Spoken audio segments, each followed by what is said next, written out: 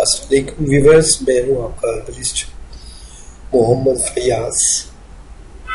मौसम की चेंजिंग की वजह से गला साड़ा खराब है, इसके लिए माजरत करता हूँ।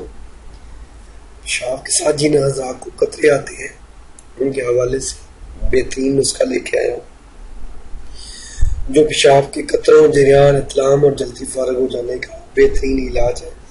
एक घरेलू नुस्खा है।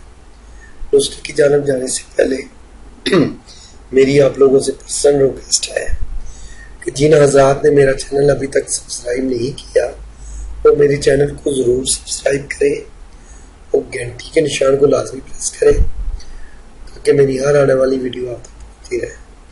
ये नुस्खा दिया है तबीयत ख़राब होने की वजह से माजरत, वो मैं डिटेल में नहीं जाना चाहता। नुस्खे को नोट फरमा लें। बहुत शुक्रिया, जज़ाकल्लाह। वीडियो को लास्ट तक वॉच कर लें। Thank you.